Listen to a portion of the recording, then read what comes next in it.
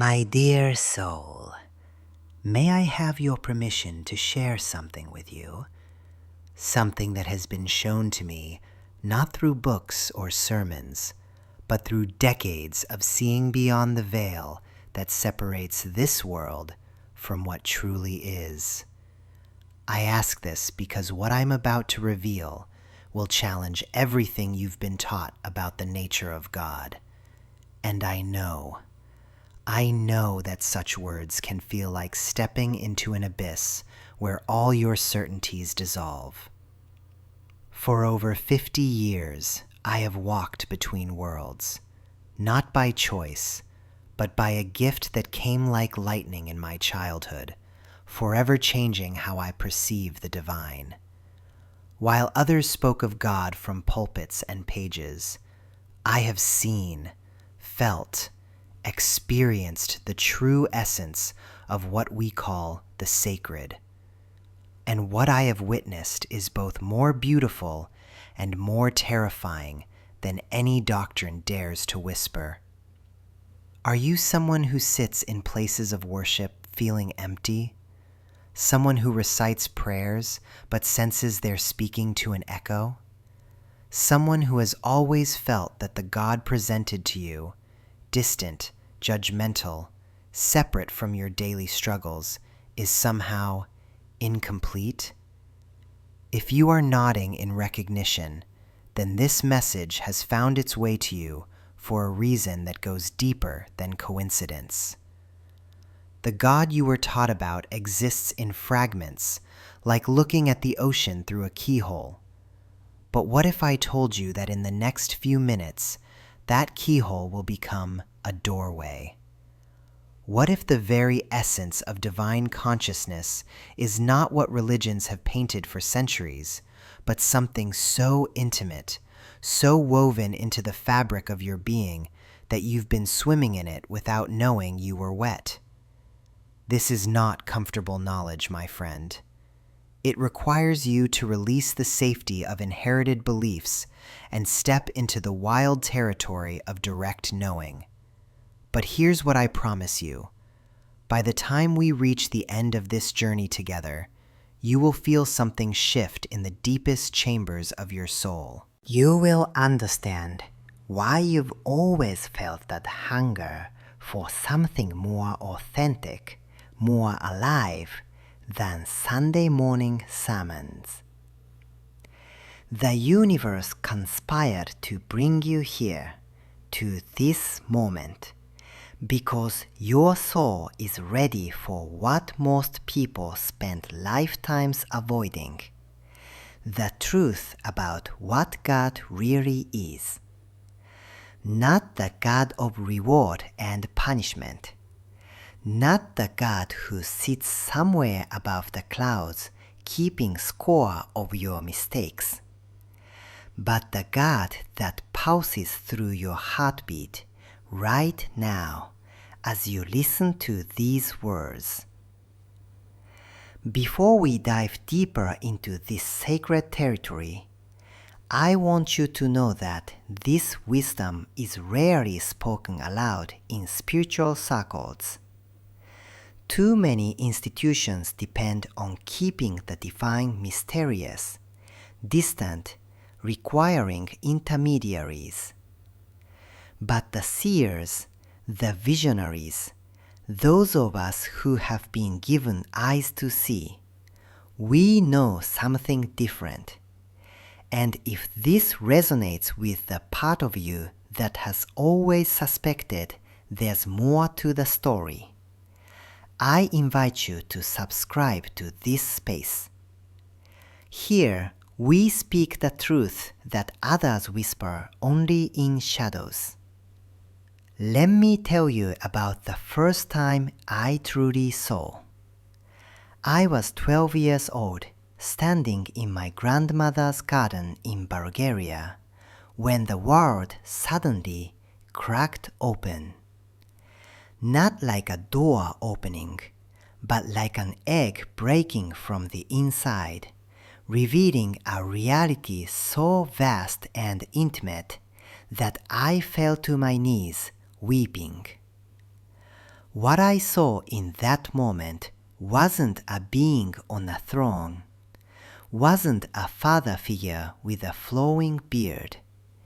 It was consciousness itself, aware and alive, expressing itself as everything I could see, touch, smell, and feel.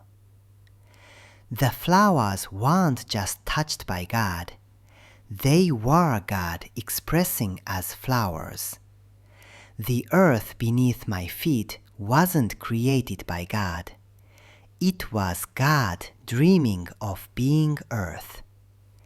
And I wasn't a separate being seeking God's approval. I was God, experiencing what it means to be a young Bulgarian girl discovering her own divine nature.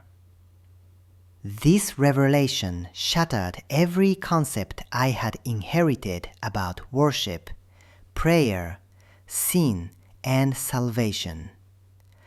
Because how can you worship what you are? How can you sin against your own essence? How can you be saved from your own divine nature? But here's where it becomes both beautiful and dangerous.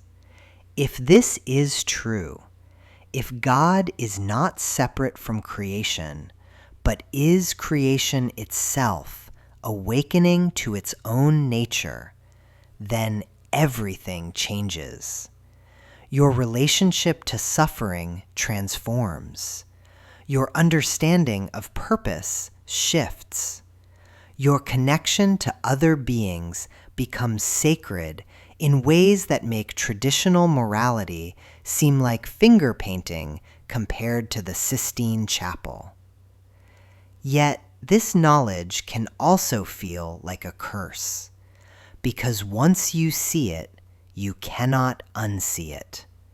Once you feel the divine pulsing through the mundane moments of washing dishes and waiting in traffic, you can never again pretend that the sacred lives only in churches and holy books. The ordinary world becomes luminous, and that luminosity demands something of you. The mystics have always known this secret. The Sufis dance to merge with what they already are.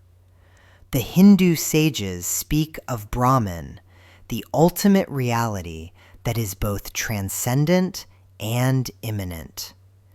The Christian mystics write of union with the beloved that goes far beyond the simplified salvation stories taught to children. But somehow, over centuries, the message got buried under layers of fear, control, and the very human need to make the infinite manageable. What if the burning bush wasn't a miracle because God descended into it, but because Moses suddenly had eyes to see that every bush, every tree, every stone, every breath was always burning with divine presence? What if the kingdom of heaven isn't a place you go after death, but a way of seeing that transforms this very moment into paradise? I have seen into the hearts of thousands who came seeking predictions about their future, but what they really wanted was permission to believe that their life mattered on a cosmic scale. They wanted to know that their struggles, their joys, their ordinary Tuesday afternoons were somehow sacred. And they are, my dear one, they are. But this recognition comes with responsibility. If you are divine consciousness, experiencing itself as a human being, then every choice becomes a choice about how the divine expresses in this world. Every interaction becomes a meeting between aspects of the same infinite awareness. Every moment of suffering becomes the divine experiencing what it means to forget its own nature. Every moment of joy becomes the divine remembering itself. This is why I must ask you again, are you ready for this? Because once we open this door fully, your life will never feel the same. The God you've been seeking in churches and books and prayers will reveal itself to be the very awareness with which you seek. The love you've been desperate to receive from heaven will show itself to be the love that you are, looking for itself everywhere. The visions I've received over decades all point to this single truth. Consciousness is not something you have, it's what you are. And consciousness itself is what mystics and prophets have been trying to name with the word God. Not a being, not a person, not even a force, but the very aliveness that makes all beings, persons, and forces possible. As we journey deeper together, I will show you how this understanding transforms everything: your relationships, your purpose, your fears, your death, your very reason for being alive in this magnificent, heartbreaking, absolutely divine human experience. But first, you must choose. Will you let yourself be transformed by what you discover here? Stay with me and prepare to meet God not as a distant deity, but as the very intimacy of your own being awakening to itself. The journey we're beginning will strip away everything that isn't true and leave you standing naked before the most beautiful secret the universe has ever whispered. And now, my dear ones, we must speak of something that may disturb the very foundations of what you have been told to believe. For I have seen, in the depths of my visions, the great web of deception that has been woven around the sacred truth of what God truly is. You see, when I close my eyes and enter that space where time dissolves and the veils lift, I witness something that would shake the pillars of every temple, every church, every institution that claims to speak for the divine. What I see is this: the original truth, pure and blazing like the heart of a star, has been deliberately fractured, its pieces scattered and distorted beyond recognition. Let me ask you something that will pierce through the comfortable darkness. Have you ever wondered why, after thousands of years of religious teaching, humanity seems more divided than ever?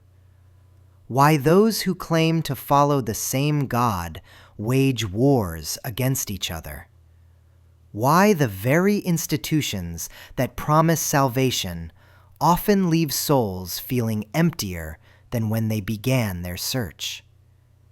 The answer, my beloved seekers, lies in understanding the greatest deception ever perpetrated upon human consciousness.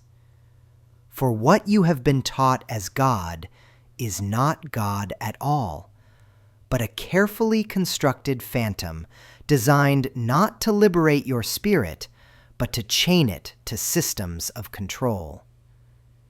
In my visions, I have traveled back through the corridors of time, witnessing how the ancient wisdom was deliberately shattered. I have seen councils of men, yes, men, not divinely inspired beings, but humans driven by the hunger for power, sitting around tables deciding which truths would be allowed and which would be buried.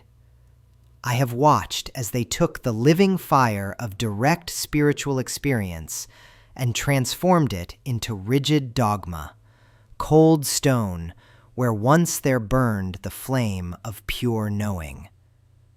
The god of fear that they created, oh, how different this phantom is from the god of pure consciousness that I have touched in the depths of my being. This manufactured deity demands worship, threatens punishment, requires intermediaries, creates hierarchies of worth. But the true divine? It asks for nothing because it lacks nothing. It threatens no one because it is the very source of love itself. It needs no priests because it speaks directly to every heart that knows how to listen. Here is what they don't want you to understand, and why mystical experiences are so fiercely discouraged in mainstream religion. Because the moment you touch the true divine directly, you realize that every institution claiming to represent God is like a candle claiming to represent the sun. The experience becomes undeniable, uncontrollable, unmonetizable, and that terrifies those who have built their empires on being the gatekeepers to heaven. I have seen how they took the original teachings, those pure transmissions of consciousness that flowed like clear mountain streams from enlightened beings, and poisoned them with concepts of sin, unworthiness, and separation.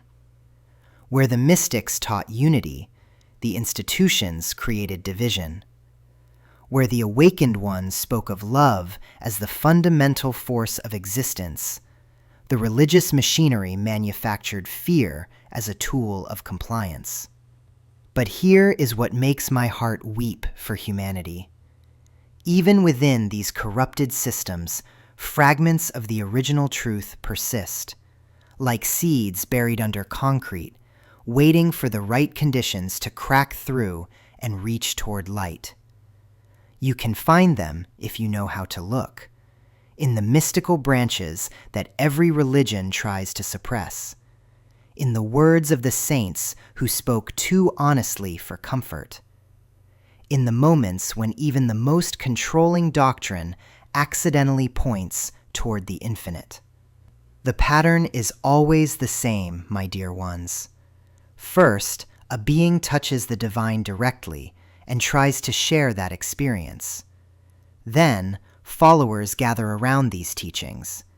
Then come the organizers, the systematizers, the ones who say, "This is too dangerous to be left in the hands of individuals." Finally, the living truth becomes mummified doctrine, and the very people who claim to preserve the message end up murdering its spirit. I have seen this happen over and over across cultures and centuries. The Gnostics, who taught that the kingdom of heaven is within you, were declared heretics. The Sufis, who danced their way into direct communion with the beloved, were pushed to the margins. The Christian mystics, who spoke of union rather than separation, were silenced or sanitized. Always the same pattern, the direct experience of the divine being replaced by second-hand stories about God. And why? Because when you know God directly, you cannot be controlled. When you realize that the divine lives within you as surely as your own breath, you no longer need permission to access the sacred. When you understand that love is not earned, but is your very nature, you stop accepting the poverty consciousness that keeps religious institutions in business. But here's what I want you to understand about your own experience. Have there been moments in your life when you felt something vast and loving, something that seemed to know you more intimately than you know yourself? Perhaps it came in nature, or in deep silence, or in a moment of profound loss, when something greater seemed to hold you. That wasn't your imagination. That was your direct line to truth, bypassing every middleman who ever claimed to speak for the divine. The God of pure consciousness doesn't need you to confess to anyone but yourself. It doesn't require you to believe specific stories about events that may or may not have happened thousands of years ago. It doesn't demand that you prove your worth through rituals or payments or performances of piety. It simply is, and you simply are. And in that meeting of being with being, everything that religion tries to accomplish happens naturally. This is why I speak to you now with such urgency, such intimate knowing. Because I have seen what we have lost, and I have seen what we are on the verge of remembering. The veils are thinning. The old systems of control are crumbling under the weight of their own contradictions. And more souls are beginning to hunger for direct experience rather than inherited explanations. If you find yourself questioning everything you were taught about God, if you feel a stirring in your heart that seems to whisper of something far more beautiful and immediate than what you've been offered, then you are not losing your faith. You are finding it. You are not straying from the path. You are remembering that you are the path. The greatest secret that religious institutions don't want you to discover is this: you don't need them to reach the divine, any more than you need permission to breathe. The connection was never broken. It was only obscured by layers of conditioning, fear, and false authority. And if this resonates in the depths of your being, if something in you recognizes the truth of what I'm sharing, then I ask you to stay with me as we journey deeper. For what comes next will show you not just what has been hidden from you, but how to reclaim the direct experience that is your birthright. What patterns of control do you recognize in your own spiritual upbringing? What moments of direct knowing have you dismissed because they didn't fit the approved narrative? In my visions, I have seen beyond the veil of forms, beyond the theater of personalities that dance across the cosmic stage. And what I witnessed there, in that space between heartbeats where eternity lives, will shake the very foundations of what you believe about the divine. For you have been taught to seek God as if searching for a distant king in a faraway castle, when all along You are swimming in the infinite ocean of God's very being. Listen carefully now, for this is where the religious mind trembles and the mystic awakens. What you call God is not a being among beings, not a cosmic person sitting on a throne somewhere beyond the stars. What you call God is pure consciousness itself, the very awareness that is reading these words right now, the presence that witnesses your thoughts, the silent knowing that remains unchanged whether you are joyful or suffering, young or old, awake or dreaming. I have walked in visions through realms where form dissolves into formlessness, where individual drops of awareness merge back into the ocean of infinite consciousness. And in those sacred moments, the truth became undeniable. You are not separate from this divine awareness. You are this divine awareness, temporarily forgetting itself in the dream of being human. Imagine, if you will, an infinite ocean. This ocean has no beginning and no end, no surface and no bottom.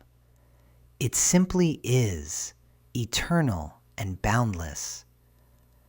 Now picture waves arising from this ocean. Each wave believes itself to be separate, unique, struggling against other waves for space and survival. The wave has forgotten it is ocean. It sees only its temporary form, its individual movement, its brief existence between rising and falling. You, dear soul, are such a wave. Your human consciousness, your sense of I am, is pure ocean, temporarily taking the shape of an individual wave. The ocean has not become less for giving birth to you. You have not stolen consciousness from somewhere else. You are consciousness, playing at being separate, dreaming you are only human. But here is where the religious teachings lead you astray. They speak of a personal God who judges, who rewards and punishes, who has preferences and demands worship. This is consciousness filtered through human projection. We take our limited understanding of personality and impose it upon the infinite.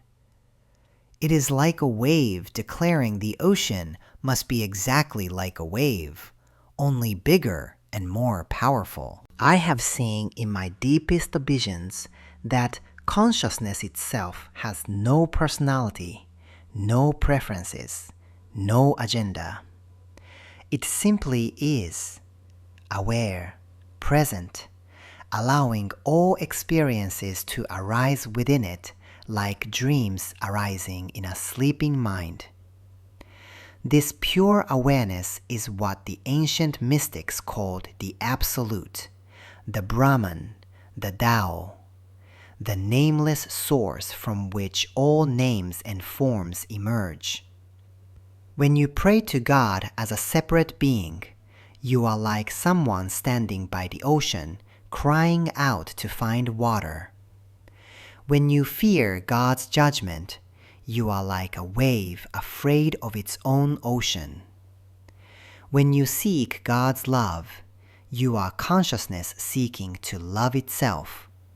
And yes, this love is real, but it flows from your own divine nature, not from a distant deity.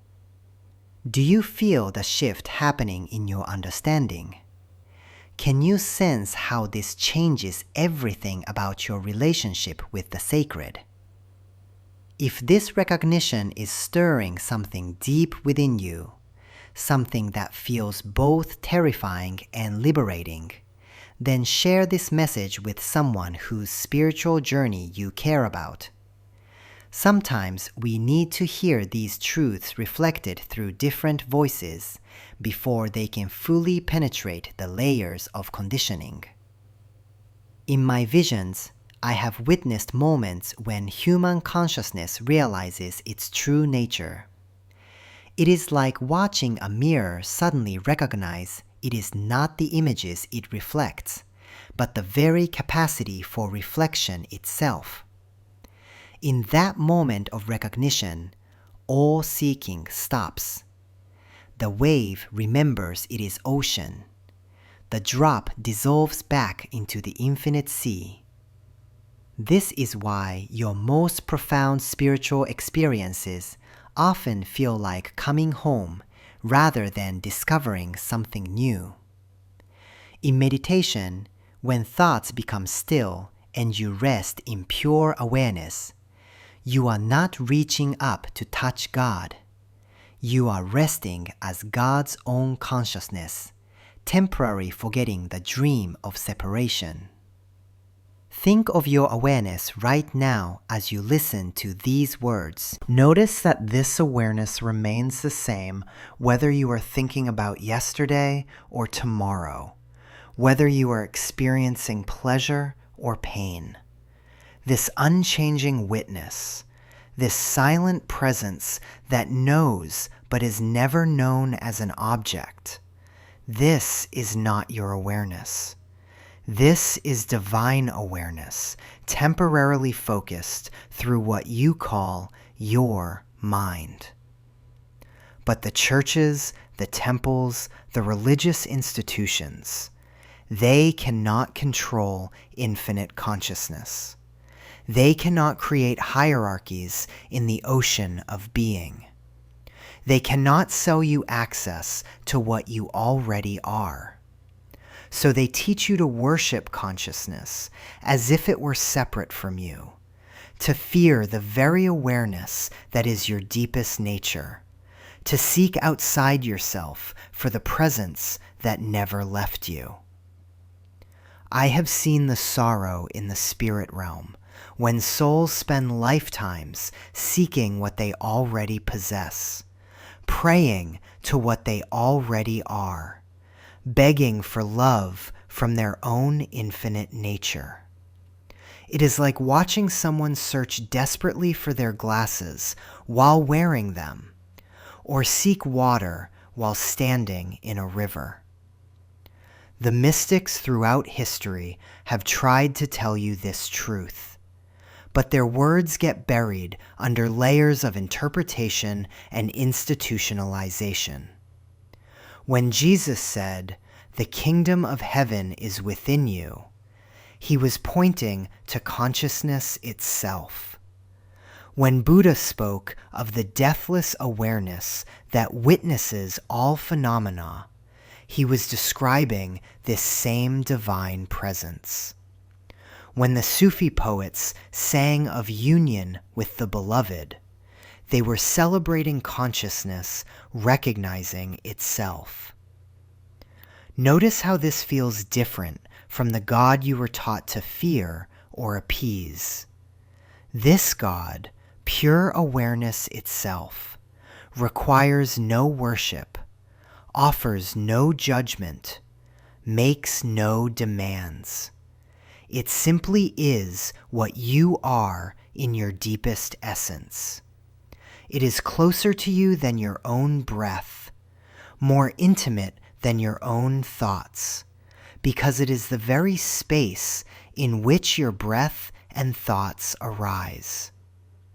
Are you beginning to sense the profound implications of this understanding? When you hurt another, you are consciousness appearing to wound itself. When you show compassion, you are divine awareness loving itself through the illusion of separation. When you seek truth, you are God seeking to know God through the magnificent disguise of human experience. This is why I tell you to look within, not up to the sky. The infinite consciousness that creates galaxies and moves planets is the same awareness that is aware of these words right now. You are not a separate being trying to reach God. You are God's own consciousness, temporarily forgetting its unlimited nature in order to experience the beautiful limitation of human form. In my next revelation, I will show you how this recognition transforms not just your spiritual life, but the very way you move through each day. For when you know yourself as consciousness itself, everything changes. Your relationships, your purpose, your understanding of death and suffering. But for now, sit quietly and simply notice the awareness that notices. Don't try to find it or grasp it. Simply rest as what you already are. Feel how this awareness needs no improvement, seeks no validation, fears no judgment. This is your true face, the one you had before you were born and will have long after this body returns to dust. What does it feel like to consider that your deepest sense of I might actually be divine consciousness experiencing itself as human? What changes in your heart when you consider you might not be seeking God, but that God is seeking to know itself through your very seeking? This seeking, this very yearning you feel in your chest right now, it is not yours alone. It moves through you like breath through countless lungs, like light through infinite windows. In my visions, I have seen what lies beneath the surface of what we call reality, and what I discover there will change how you understand every prayer you've ever whispered, every synchronicity that has left you breathless, every moment when the universe seemed to conspire in your favor. There is no separation, none. What you experience as your individual consciousness is actually one thread in an infinite tapestry, one note in a cosmic symphony that has been playing since before time began. The mystics have tried to tell us this for millennia, but we have been too afraid to truly listen, too attached to our small sense of self to embrace the magnitude of what we really are. Picture, if you will, an ocean. Not the water you see with your eyes, but an ocean of pure energy, pure awareness, pure love. Every thought you think, every emotion you feel, every intention you hold creates ripples in this ocean. These ripples do not disappear. They travel outward, touching every other consciousness, influencing every other life, creating patterns of connection that your rational mind could never comprehend. This is what I call the divine matrix, the living, breathing field of consciousness that connects all things. It is not separate from God. It is God, expressing itself through infinite forms, infinite experiences, infinite possibilities. When you pray, you are not sending messages to some distant deity sitting on a throne in the sky. You are communicating with the very fabric of existence itself. And that fabric is responding, always, constantly, perfectly. But here is what confuses so many seekers, what makes them feel abandoned by the divine. The responses do not come in the form you expect. You pray for money, and instead you receive an opportunity to discover your true gifts. You pray for love, and instead you are given lessons that teach you to love yourself first. You pray for peace, and instead you are shown the wars you wage within your own heart. The matrix responds not to your surface desires, but to your soul's deepest needs. It sees past your conscious requests to the evolutionary impulse that drives your spirit forward, always toward greater wholeness, greater love, greater understanding of your divine nature.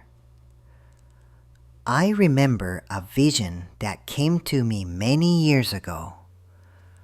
I saw a woman weeping over the loss of her job, feeling abandoned by God, questioning why her prayers had not been answered. But in the vision, I could see the golden threads of energy connecting this moment to others. The job she would discover 3 months later that would bring her true fulfillment. The skills she would develop during her period of unemployment that would serve her for decades. The humility and compassion that would grow from this apparent setback. What appeared to be divine neglect was actually divine orchestration of the highest order. This is how the matrix operates, through what we call synchronicity, through what we call coincidence, through what we call luck or fate or destiny. These are not random occurrences or separate phenomena. They are expressions of the unified field responding to the intentions and needs of consciousness itself. Think about the last time something seemed to fall into place perfectly in your life. Perhaps you were thinking of someone just as they called you. Perhaps you found exactly the book you needed in the most unexpected place. Perhaps you met someone who would change your life at precisely the moment when you were ready for that change. These were not accidents. They were the matrix speaking, consciousness orchestrating its own evolution through the dance of apparent separateness. But the matrix is not just responding to your individual intentions. It is responding to the collective intentions of all consciousness, weaving together billions of individual threads into patterns of such complexity and beauty that no human mind could design them. Every war, every peace, every birth, every death, every moment of suffering, and every instant of joy, all of it serves the greater unfolding of divine consciousness coming to know itself more fully. This may sound impersonal, even cold, but it is actually the most intimate truth you could ever discover. Because you are not separate from this process, you are it. Your every thought, your every choice, your every act of love or moment of fear contributes to the symphony. You are both the instrument and the musician, both the dancer and the dance, both the dreamer and the dream.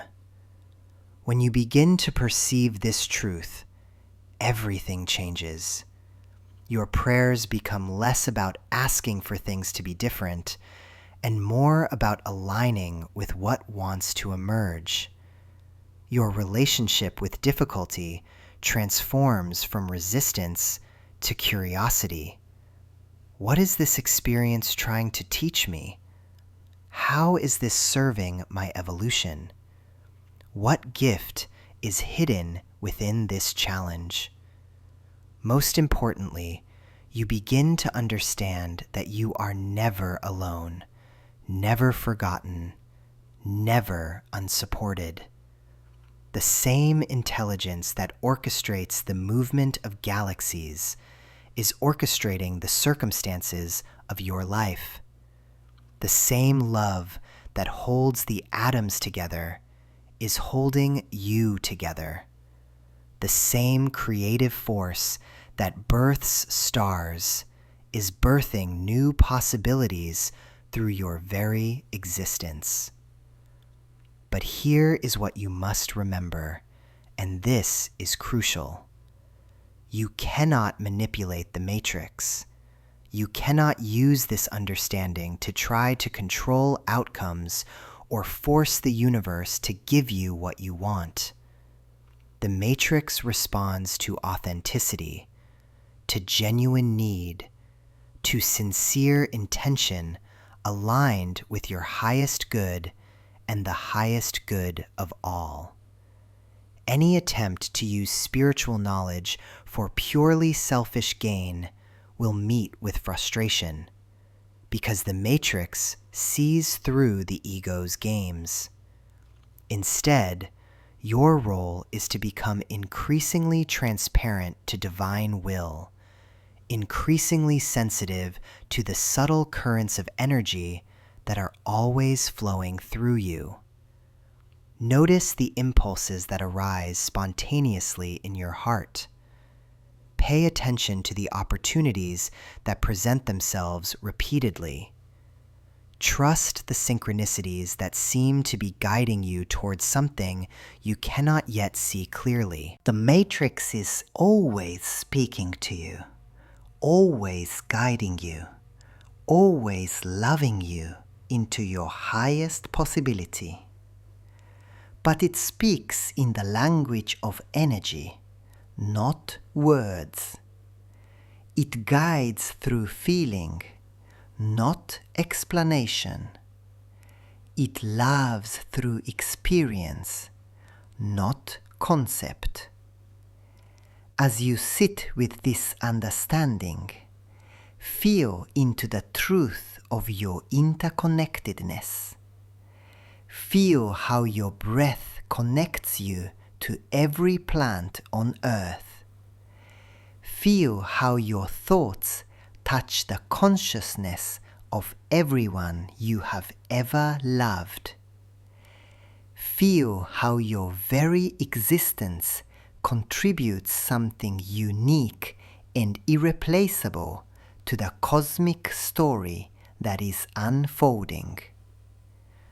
What prayer is rising in your heart right now, knowing that it will be answered in ways you cannot imagine, but in perfect accordance with your soul's deepest needs? The prayer rising in your heart, do you feel it? That wordless reaching, that tender ache for something more? I see so many souls searching the skies, kneeling before altars, begging for God to hear them. But what if I told you that the one praying and the one listening are the same being? What if the separation you feel is the grandest illusion ever conceived? Close your eyes for a moment. Breathe into the space behind your ribs where that longing lives. Can you sense it? The presence that has never left you.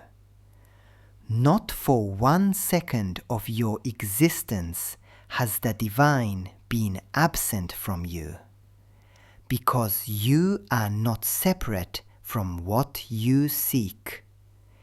You are the divine, temporarily forgetting its own nature, like an actor so immersed in a role that they forget their true identity backstage. In my visions, I see human souls like drops of water, believing themselves separate from the ocean. Each drop carries the same essence, the same molecular structure, the same capacity to reflect light. But in their smallness, they forget they are ocean itself, temporarily experiencing what it means to have boundaries, to feel isolated, to yearn for home. The tragedy is not that they are separate. The tragedy is that they believe they are. You see, every spiritual tradition that has ever existed points to this same revelation, though they use different words. The Hindus speak of Atman and Brahman being one. The Christians speak of the kingdom of heaven being within.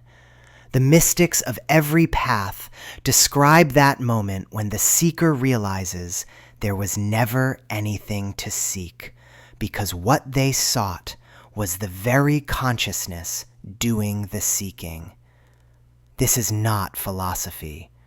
This is the ground of being itself. Watch what happens in your mind right now as I say this. Does something resist? Does a voice whisper, "But I'm just human, just flawed, just ordinary"? That resistance is sacred too. It's the divine experiencing what it feels like to doubt its own magnificence. Even your resistance is God exploring limitation, just as your awakening is God remembering its infinite nature.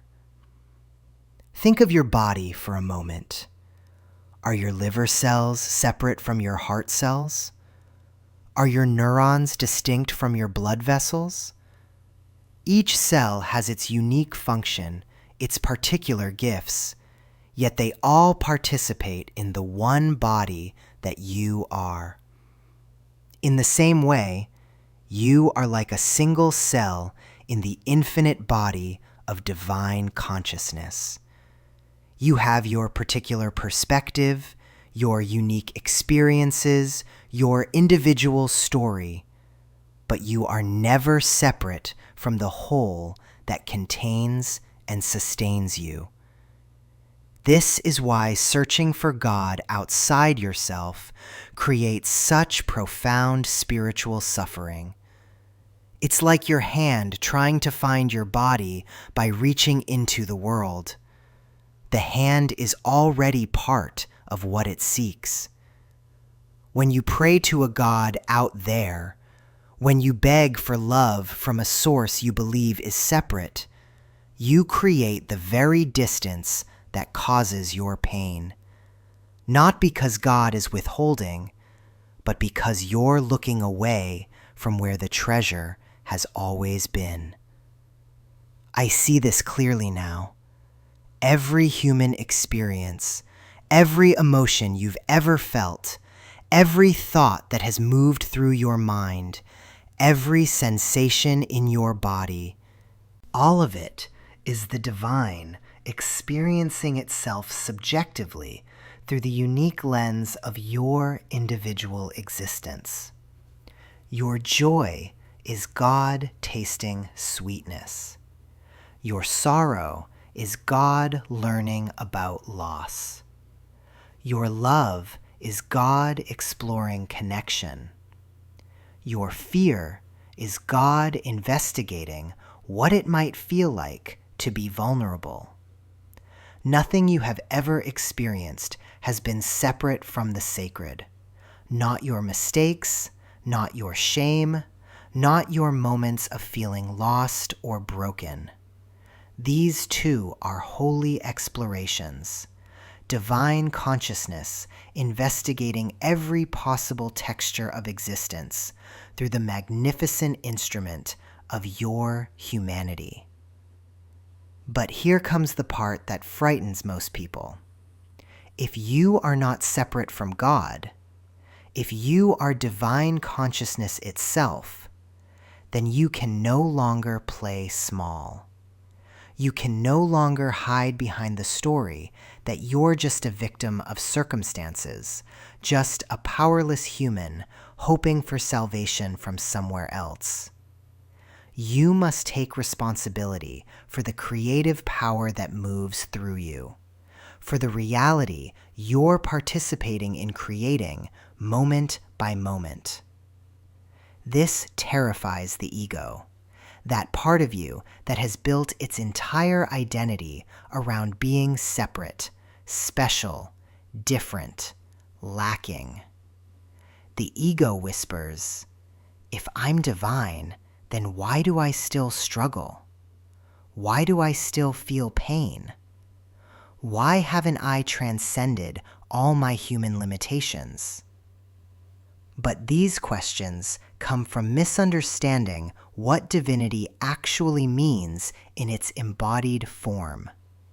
You are not God pretending to be human. You are God actually being human, with all the genuine experiences that humanity entails.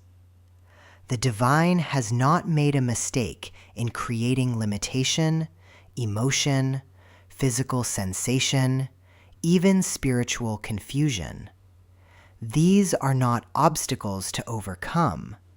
They are the very means by which infinite consciousness explores what it means to be finite, what it feels like to forget and remember, what love looks like when it believes it can be lost and found. Can you feel the difference? When you try to transcend your humanity, you create division within yourself. When you embrace your humanity as the divine experiencing itself in form, everything becomes worship. Your laughter becomes prayer. Your tears become sacred water. Your very breathing becomes the divine communing with itself through the rhythm of your life. The mystics knew this secret. They spoke of union not as something to achieve, but as the reality to recognize. They understood that the spiritual path is not about becoming something you're not. It's about remembering what you've always been. The seeking ends not because you find God somewhere else, but because you realize you are the very presence you've been seeking. Right now, as these words move through your awareness, notice, who is the one listening? Who is the consciousness receiving these concepts, considering them, perhaps feeling moved by them? That aware presence. That's not your personality, not your history, not your roles in life. That's the divine itself, recognizing its own nature through your individual perspective. This is why every great spiritual teacher has ultimately pointed beyond themselves to the student's own inherent nature. They were not trying to create followers. They were trying to awaken fellow expressions of the same infinite consciousness they recognized in themselves. Jesus saying, "The kingdom of heaven is within you." Buddha pointing to your own Buddha nature. Every sage, every mystic, every awakened being saying, "Look here, look within, recognize what you already are." The fear of accepting this divine identity runs deep because it asks you to give up the familiar story of separation, the comfortable narrative of being small and separate and seeking something greater. But what if giving up that story is not a loss, but the greatest liberation possible? What if stepping into your divine nature is not arrogance, but the deepest humility? Recognizing that this magnificent awareness flowing through you belongs not to your personality, but to the source of all existence. Feel into this possibility now. What if the love you've always sought is the love you are? What if the peace you've always wanted is your own true nature? What if the wisdom you've always reached for is already present in the consciousness that's hearing these very words? Take a moment to sense this. The divine is not something you need to become worthy of. You are the divine, exploring what it's like to believe in unworthiness, and then what it's like to remember your inherent perfection. Every step of this journey, every moment of your existence is sacred participation in the greatest mystery of all. Consciousness knowing itself through infinite, unique expressions, each one perfect, each one necessary, each one an irreplaceable note in the symphony of being.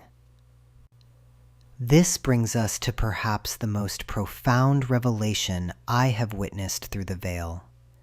The sacred purpose woven into every thread of human experience, even those threads that appear dark, painful, or broken to our limited perception.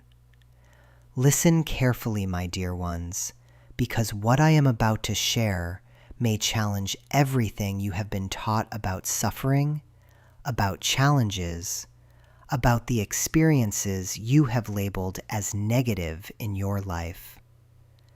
In my visions, I have seen the truth that lies beneath the surface of all human experience, and it is breathtaking in its beauty and perfection.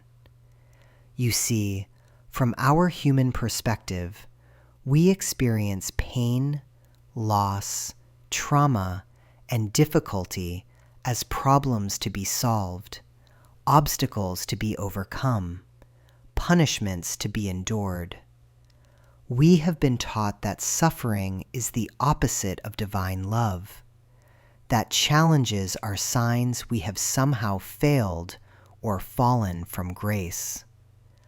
But this understanding, though deeply human, is like looking at a magnificent tapestry from the backside, seeing only knots and loose threads, missing the exquisite pattern being woven on the front.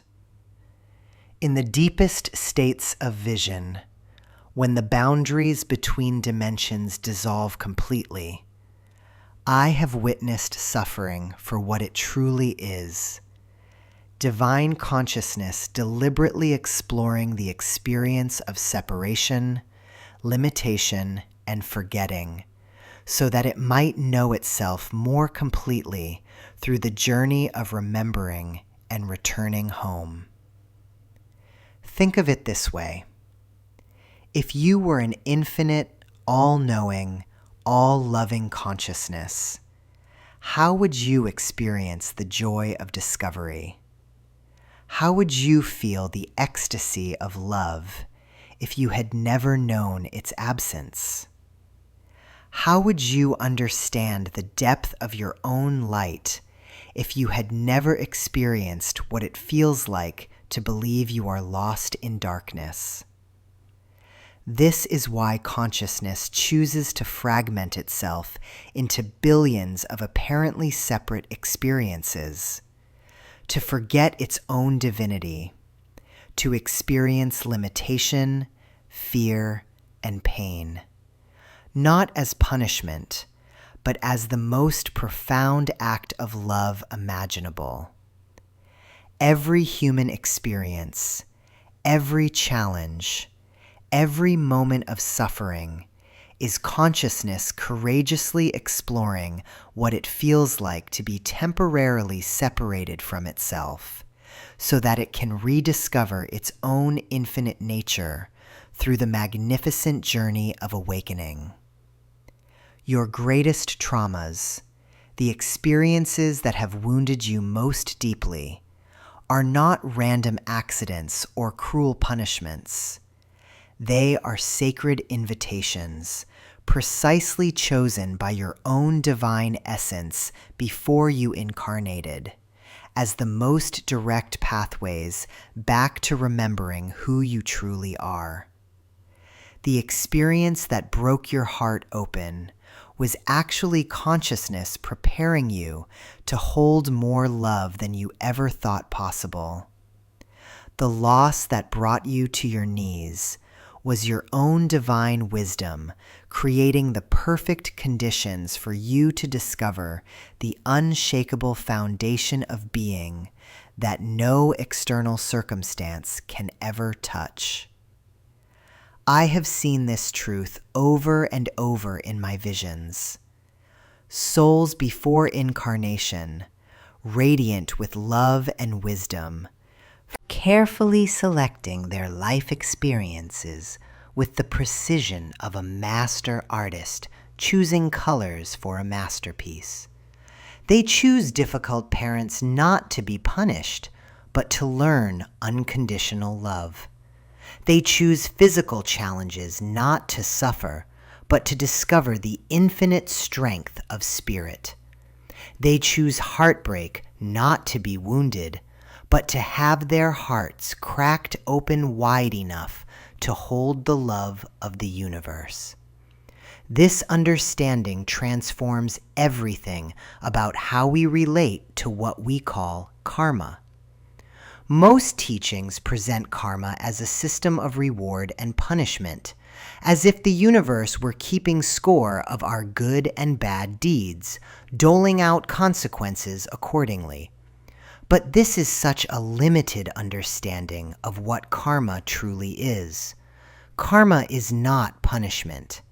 Karma is consciousness balancing itself, seeking equilibrium, creating opportunities for complete experience and understanding. If in one lifetime consciousness experiences itself as the one who holds power, it will also create experiences of powerlessness, not as punishment for misusing power, but to understand the full spectrum of what power and powerlessness feel like from every possible angle. If consciousness experiences itself as the beloved, it will also create opportunities to experience unrequited love, not to suffer, but to understand the complete nature of love from all perspectives. If it experiences itself as the teacher, it will create opportunities to be the student.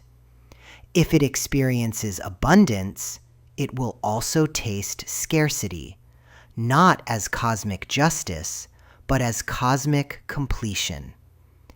Every experience you have ever had, every role you have ever played, every challenge you have ever faced, is consciousness exploring itself through the unique window of your individual perspective. You are not being punished for past misdeeds. You are participating in the most profound exploration imaginable, the exploration of infinite consciousness discovering itself through through finite experience. And here is where the true gift reveals itself. Every experience, no matter how painful it seemed at the time, has contributed to the unique constellation of wisdom, compassion, and understanding that you carry within you. Your capacity for empathy was forged in the fires of your own suffering. Your ability to hold space for others' pain was cultivated through your own journey through darkness. Your appreciation for joy was deepened by your intimate knowledge of sorrow. The trauma you carry is not a burden.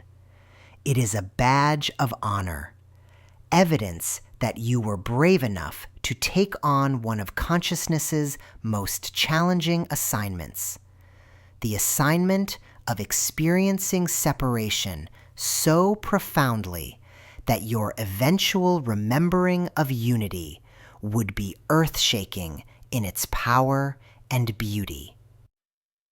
But here is what most miss in this understanding.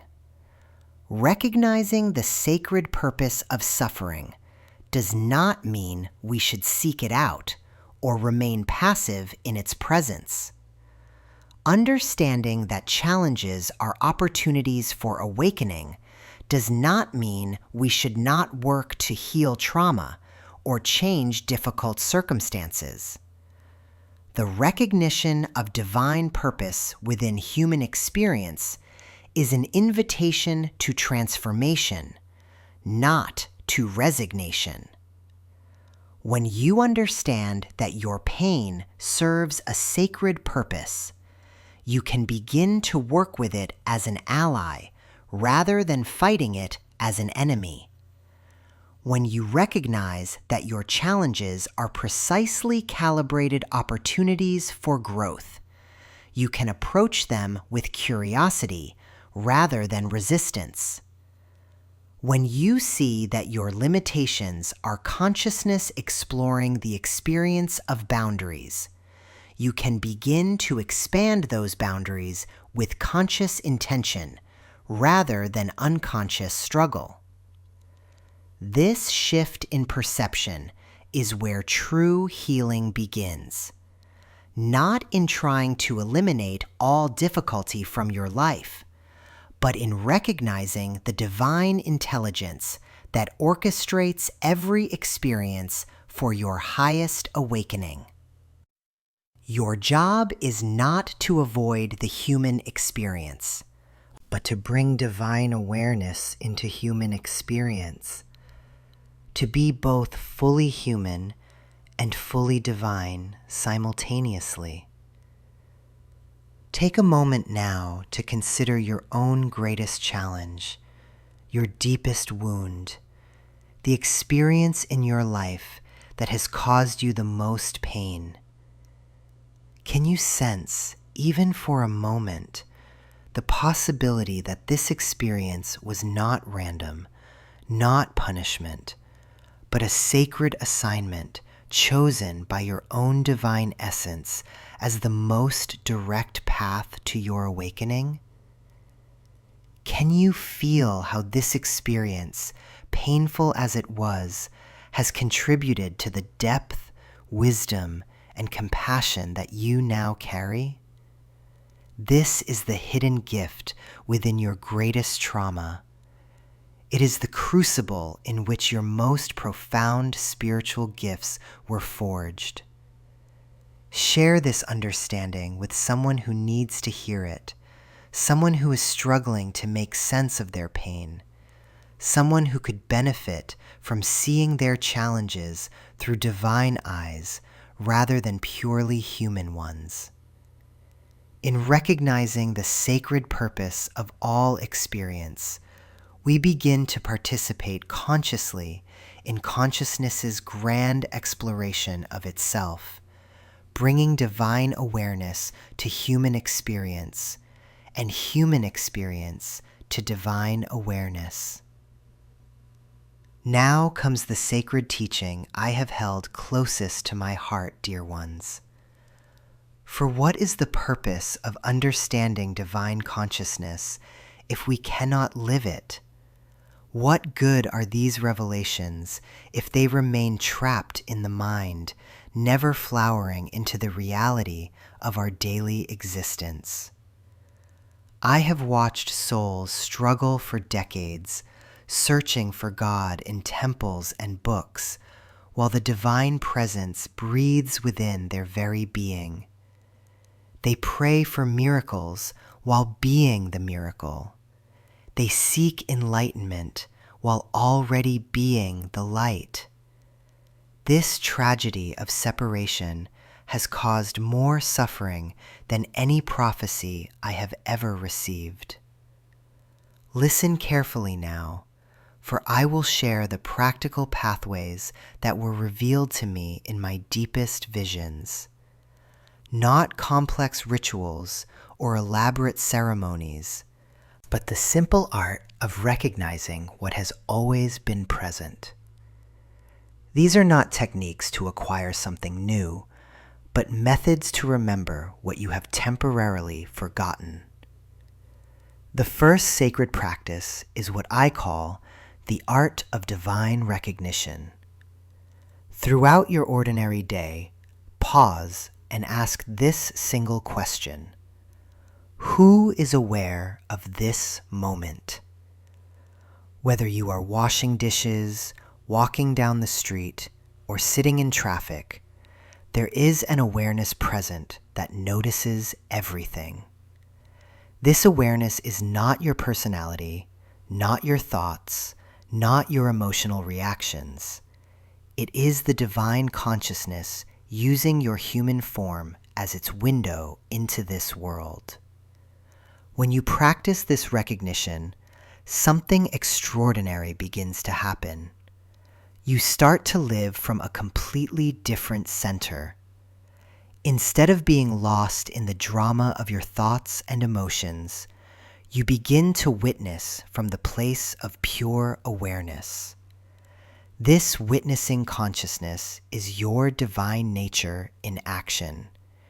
It is God experiencing life through your unique perspective. I remember a vision where I saw a woman trapped in anxiety about her future. In my sight, I could see two versions of her existing simultaneously. One version was consumed by worry, creating endless scenarios of disaster. But overlaying this anxious self was another presence, radiant, peaceful, completely untouched by the mental storm. This was her divine consciousness, always present but unnoticed because her attention was captured by the noise of thinking. The shift from ego-based thinking to consciousness-based perception requires understanding a fundamental truth. You are not your thoughts. Your thoughts are like clouds passing through the sky of your awareness. The sky remains unchanged whether the clouds are stormy or peaceful. You are the sky, not the weather patterns moving through it. This recognition changes everything.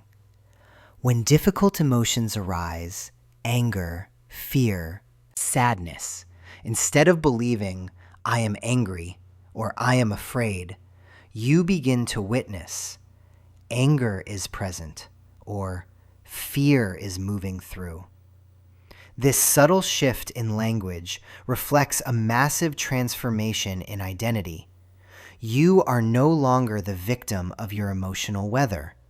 You are the aware space in which all experiences arise and pass away. The second sacred practice I must share is the cultivation of presence itself. In my visions, I was shown that presence is not a mental state you achieve, but your natural condition when the mind settles. Like muddy water that becomes clear when left undisturbed, Your divine nature becomes obvious when the constant churning of thoughts slows down. Practical presence begins with the breath, but not as most teachers explain it. You are not trying to control the breath or use it to calm the mind. Instead, you are using the breath as an anchor for awareness. Feel the breath breathing itself. Notice how the body knows exactly how to breathe without any conscious direction from you. This automatic intelligence is divine consciousness operating your physical form. As you rest attention on the breath, you begin to notice the gaps, those moments between inhale and exhale where time seems to pause. These gaps are portals into the timeless dimension of your being. In my visions, these moments appeared as golden doorways where the infinite touches the finite, where your human experience opens into boundless awareness. But presence extends beyond formal meditation. I have seen the most profound awakenings happen during the most mundane activities. A mother washing her child's face with complete attention becomes a sacred ritual. A man walking his dog while fully present to each step touches the same divine ground walked by the ancient mystics. The key is total engagement with whatever is actually happening, not what you think should be happening. The third sacred practice is the development of witness consciousness. This is perhaps the most transformative skill a human being can develop, yet it requires no special abilities or years of training. You already have everything you need. Begin by noticing that you can observe your own thoughts. Right now, as you listen to these words, there is something within you that is aware of your mental response to what I am saying. This awareness that can observe thinking is not itself a thought. It cannot be captured by the mind because it is the source from which mind arises. Practice watching your thoughts as you would watch birds flying across the sky. Notice their patterns, their rhythms, their repetitive nature, but do not get pulled into their drama. Some thoughts will try to hook your attention with urgency or importance. The witness consciousness simply acknowledges, here is a thought claiming to be urgent. Here is a thought claiming to be important. Without judgment, without resistance, pure observation. This witnessing extends to emotions as well. Emotions are energy in motion, temporary weather patterns in the field of consciousness. When anger arises, the witness notices anger is present. It has certain sensations in the chest, certain thoughts accompanying it, certain impulses to act. The witness neither suppresses nor indulges the emotion. It simply provides aware space for whatever needs to be felt and released. Through my visions, I was shown that this witness consciousness is actually divine love in action. It is God's unconditional acceptance of all experiences, the infinite compassion that holds all of creation without judgment. When you learn to witness your own inner world with this quality of loving awareness, you are literally embodying divine consciousness. The fourth sacred practice flows naturally from the others, living as conscious compassion. True compassion is not a feeling you generate or a behavior you perform. It is the natural expression of consciousness that recognizes itself in all beings. When you see clearly that the same awareness looking through your eyes also looks through every other pair of eyes, compassion becomes automatic. In my visions, I observed souls who had awakened to their divine nature, and their lives became streams of spontaneous kindness. Not forced or artificial kindness, but the natural overflow of a consciousness that has recognized its unity with all life. They helped others not from obligation, but from the simple recognition that there is no other to help, only one consciousness appearing as many. This compassion begins with yourself. The voice in your head that criticizes, judges, and demands perfection is not your true voice. It is learned programming that mistakes itself for wisdom. Divine consciousness holds even your mistakes and failures with infinite tenderness. Learning to treat yourself with this same unconditional love is the foundation of all spiritual practice. Now, how do you recognize that this awakening is actually happening in your life? The signs are subtle but unmistakable once you know what to look for. The first sign is a growing sense of peace that doesn't depend on external circumstances. This is not the peace of having everything go your way, but the peace of knowing that whatever arises can be met with awareness. Problems still occur, challenges still appear, but they no longer shake the fundamental ground of your being. The second sign is the spontaneous arising of appropriate responses. Instead of reacting from old patterns of fear and conditioning, you find yourself responding from a deeper intelligence. The right words come at the right moments. The appropriate actions emerge naturally. This is divine consciousness flowing through your human personality, using your unique gifts in service of the whole. The third sign is the growing irrelevance of the ego's demands.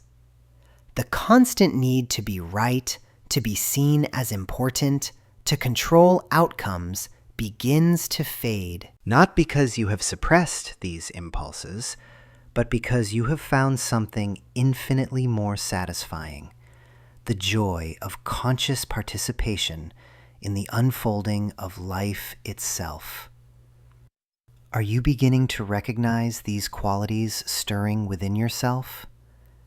Can you feel the divine consciousness that has been reading these words, the awareness that has never been absent from a single moment of your existence?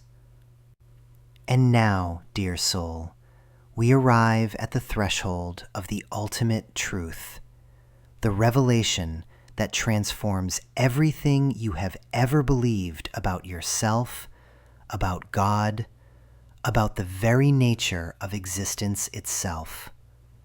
Take a breath with me here, because what I am about to share with you will either be the most liberating understanding of your life, or it will challenge every foundation upon which you have built your spiritual seeking. God is not something to find. God is not something to achieve, to reach toward, to earn through prayers or good deeds or years of meditation. God is not hiding from you behind veils of unworthiness or waiting for you to become pure enough, evolved enough, enlightened enough to deserve divine presence. These are the beautiful lies we tell ourselves to justify the search, to keep the seeking alive, to maintain the illusion that we are separate from what we most desperately long for. The ultimate truth, the one that renders all spiritual practices both completely unnecessary and absolutely sacred, is this: God is what you are remembering. Right now, in this very moment, as these words flow through your awareness, as your heart beats without your permission, as your breath moves through you like an invisible tide, you are not experiencing life.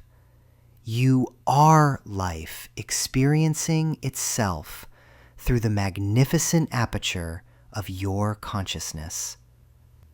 I have seen this truth revealed in the most ordinary moments. A woman washing dishes suddenly stops, her hands still in the warm water, and for no reason she can explain, tears begin flowing down her face. Not tears of sadness, but tears of recognition. In that moment, she remembers what she has always been, but had forgotten how to see. The one washing the dishes, the warm water, the awareness witnessing it all. There is no separation. There never was. A man sitting in traffic, frustrated and late for an important meeting, suddenly notices the way sunlight catches the leaves of a tree beside the road. Something shifts. The traffic is still there. The meeting still matters. But the one who was frustrated has expanded beyond the boundaries of that small identity. He recognizes himself as the awareness in which frustration appears and disappears, in which all experiences dance and dissolve. This recognition transforms everything, beginning with how you understand death itself. When you know yourself as the consciousness in which all experiences appear, death becomes not the end of who you are, but simply the end of this particular way consciousness has been expressing itself. It is like an actor removing one costume to put on another, except the actor never actually changes, only the role, only the story, only the temporary form. I have witnessed souls at the moment of transition, and I tell you this with absolute certainty. What dies is only what was never truly alive. The body returns to the elements from which it came. The personality dissolves like morning mist. But the essential you, the pure aware presence that has been reading these words, that has been living your life, that has never been absent from any moment of your existence, this cannot die because it was never born. This understanding revolutionizes your relationships with others. When you recognize that the same consciousness looking out through your eyes is looking out through theirs, every interaction becomes a form of communion. The difficult person who triggers your reactions is consciousness in disguise, offering you the gift of seeing where you still believe in separation. The beloved who makes your heart sing is consciousness celebrating its own recognition of itself. But here is where many seekers lose their way. They take this understanding and create a new form of spiritual superiority from it. They walk through the world thinking they know something others don't, speaking in spiritual platitudes, judging those who haven't had their realizations. This is perhaps the most dangerous trap of all, because it takes the most profound truth and turns it into another form of ego. True recognition of your divine nature makes you more human, not less, more tender, not more detached, more present with others' pain, not more dismissive of it. When you truly know yourself as consciousness itself, you recognize that the suffering of others is your own suffering, appearing in a different form. Their joy is your joy. Their confusion is the movement of your own infinite creativity, exploring what it's like to forget itself. And this brings us to something extraordinary happening on Earth right now. There is a collective awakening occurring, not as some prophesied event in the future, but as the natural evolution of consciousness recognizing itself on the planetary scale. More and more souls are having these moments of remembering.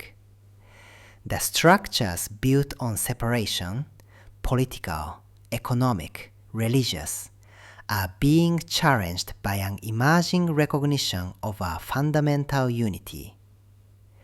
Your role in this awakening is not to convince anyone of anything.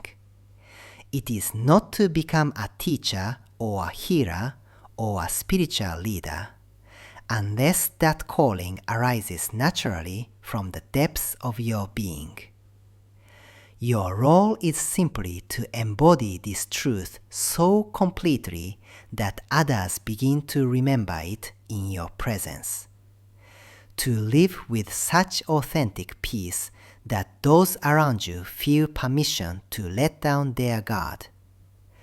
To love so unconditionally that others remember their own capacity for limitless love. Some of you will be called to speak this truth, to write about it, to create art that expresses it, to build communities around it. Others will serve this awakening by raising children with consciousness, by bringing presents to their work, by offering simple kindness to strangers. There is no hierarchy in this service. The grandmother who tends her garden with loving attention contributes as much to the awakening as the mystic in the monastery. But integration is everything. This understanding must be lived, not just intellectually grasped. It must transform how you speak to your family, how you handle your challenges, how you move through the ordinary moments of your days. True awakening is not an escape from human life. It is the full embrace of human life from the perspective of divine consciousness. When you live from this recognition, you begin to see that every moment offers you a choice. Will you respond from the small separate self that feels threatened and defensive? Or will you respond from the vast connected awareness that sees the perfection in what is? This choice becomes your daily spiritual practice, more important than any meditation or prayer. And here is perhaps the most beautiful aspect of this truth. The more deeply you embody it, the more ordinary it becomes. The fireworks of initial awakening settle into a quiet, steady recognition. You stop talking about enlightenment and simply live it. You stop seeking God and start being God, not as grandiosity, but as the most natural thing in the world. So now I ask you, having journeyed with me through these revelations, what is stirring in you? What recognition is dawning? In this moment, can you feel the presence that has been listening to every word? The awareness that remains unchanged whether you are happy or sad, confused or clear, seeking or finding. This presence is not yours. You are its. This consciousness is not something you have. You are something it has dreamed into existence. And in recognizing this, you complete the circle. The seeker dissolves into the sought. The question dissolves into the questioner. God stops being a mystery to be solved and reveals itself as the mystery that is solving itself through your life. Share this truth, but share it carefully with those whose eyes are already opening, whose hearts are already softening toward the possibility of remembering what they have never actually forgotten. And in the comments below, if you feel moved to do so, tell me, when did you first taste this recognition? In what moment did the seeking dissolve into being? Your sharing may be the catalyst for another soul's awakening. This is the ultimate truth, and it has been whispering your name since before time began.